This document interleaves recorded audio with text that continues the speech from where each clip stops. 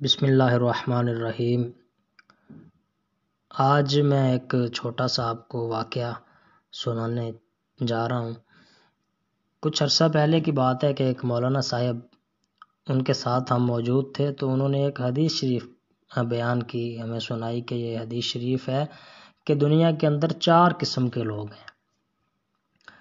4 قسم کے لوگ دنیا کے اندر ہیں اور آخرت کے اندر بھی 4 قسم کے لوگ ہوں گے۔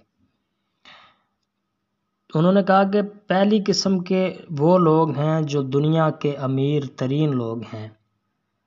اور وہ آخرت کے بھی امیر ترین لوگ ہیں، اور دوسری قسم کے وہ لوگ ہیں جو دنیا کے غریب لوگ ہیں اور آخرت کے بھی غریب لوگ ہیں، اور فرمانے لگے تیسری قسم کے وہ لوگ ہیں جو دنیا کے امیر ترین لوگ ہیں لیکن آخرت کے غریب لوگ ہیں۔ اسی طرح چوتھی قسم کے اندر وہ لوگ آتے ہیں جو دنیا کے غریب لوگ ہیں اور آخرت کے بھی غریب لوگ ہیں، آخرت کے اندر بھی وہ غریب ہی ہوں گے۔ تو ہم نے کہا کہ اس کی ذرا وضاحت فرما دیں آپ۔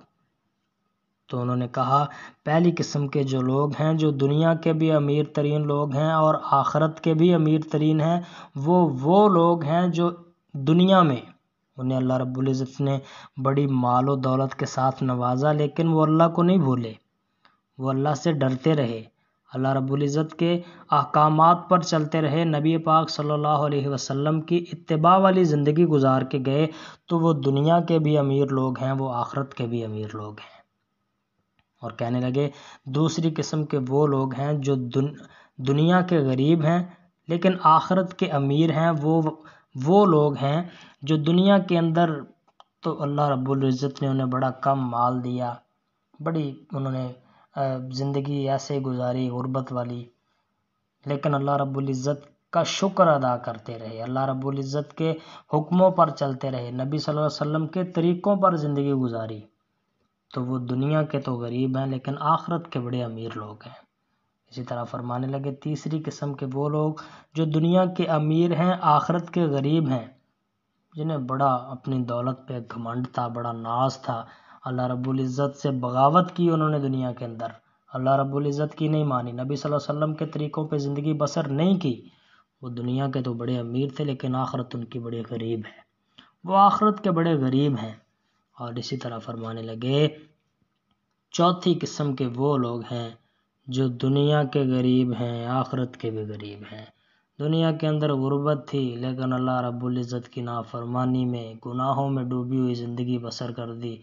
نبی صلی اللہ علیہ وسلم کے طریقوں سے ہٹ کر زندگی گزار دی، وہ دنیا کے بھی غریب ہیں، آخرت میں بھی وہ غریب ہوں گے۔ تو کتنے افسوس کی بات ہے، یہ دنیا تو جیسے تیسے گزر جائے گی لیکن ہماری آخرت شاندار بن جائے، ہماری آخرت امیروں والی بن جائے، ہم آخرت کے امیر ہوں، تو اس کے لیے ہمیں فکر کرنی چاہیے، اللہ رب العزت ہماری زندگی کو اپنے احکامات کے تابع اور نبی صلی اللہ علیہ وسلم کے طریقوں پر چلنے والا بنا دے اور ہماری آخرت کو شاندار بنا دے۔